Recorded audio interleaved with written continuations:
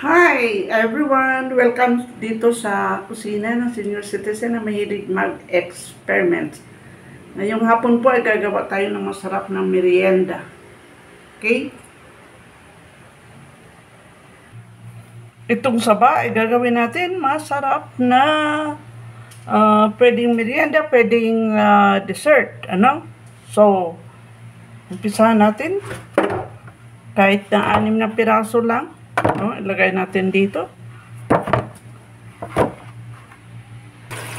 Pugasan.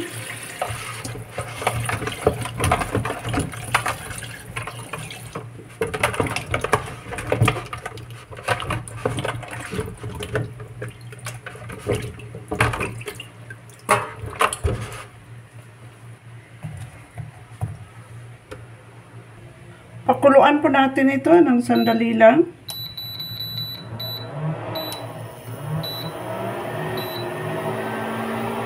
Cover.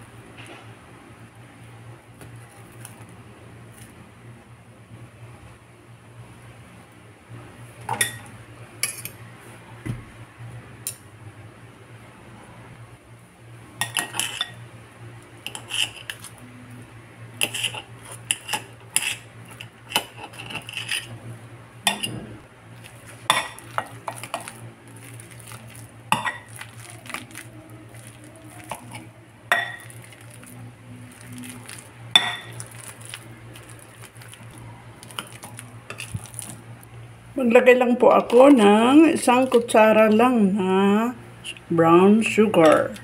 Kasi matamis na po yung ating ripe banana saba. Okay? Mix. At maglagay din po ako ng konting rice flour or malagkit. Pwedeng malagkit, pwedeng hindi, no? Or glutinous rice. Pero konti lang.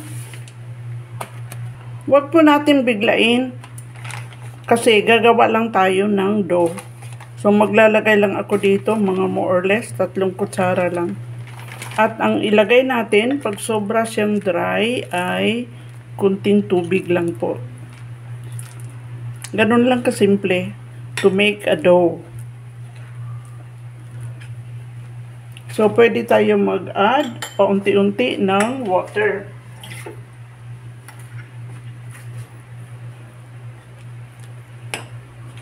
Pwede rin dito kung meron kayong evap milk to make a dough. Tansyahin lang po natin yung ating dough na hindi sobrang basa at hindi sobrang tuyo. No? So maglalagay lang ako dito sa aking kamay ng kunting oil. Kasi ito po ay malagkit ang nilagay natin, kaya ganito na po siya. And then, from here, we will make a little ball. Ganito lang po. Depende sa inyo kung anong gusto nyong laki, no? Kung gusto nyong malaki o maliliit lang. Pero para sa akin, tama lang itong ganito kaliit, no? So, gagawa tayo ng mga mini balls. Ito ng ating mga mini balls, banana balls. Ito po ay gagawin natin na parang mga maliliit na cake. So, using this one, ito po ng baso, no? Lagyan natin konting oil. Tapos, i-flatten natin ito para magiging round.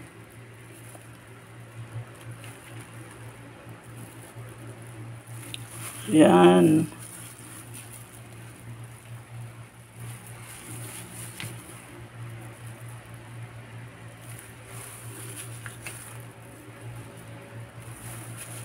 May kunting design. At para pareho ang lapad. Kung gusto po ninyo, scoop ninyo para pareho ang lapad, para pareho ang timbang, para pareho ang laki. So, ganito siya. Parang mini cakes. Nag-prepare lang po ako ng konting sesame seeds, no? At ito ay isa-isahin natin na ilagyan ng sesame seeds para malinamnam.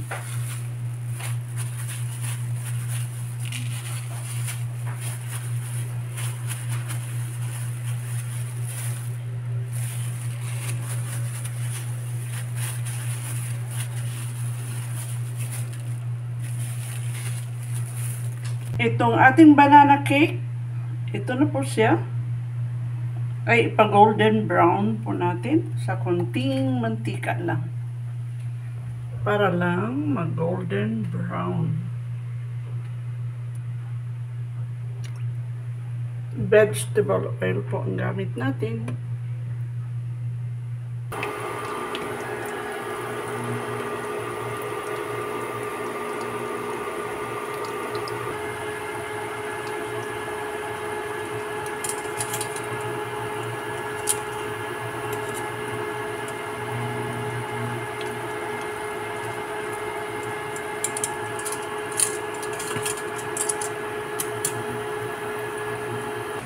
At ito na po yung ating finished product, ang ating pinasarap na saba. Pwede po kayo mag-sprinkle ng sugar kung gusto nyo, no?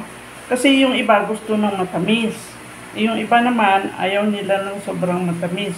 So, optional lang po ito. Pwede kayo mag-sprinkle ng sugar o kaya pwede kayo maglagay ng niyog. O ano tawag natin doon ay coconut, no? Coconut, grated na coconut, no? Or cheese, or anything that you want, no? Na pwede ilagay dito sa itaas or toppings. Okay, tikman natin. Medyo mainit. Pwede ito pang consumption, no, ng buong pamilya, or pwede natin ibenta, ilagay lang sa round ng canister, no? Or kung gusto ninyo, yung medyo malapad. There. Ganito itsura noon. Ang sarap. Ang sarap. Kasi yung saging, katamtaman lang yung kanyang tamis. Pinasarap na saba talaga ito. Ang sarap.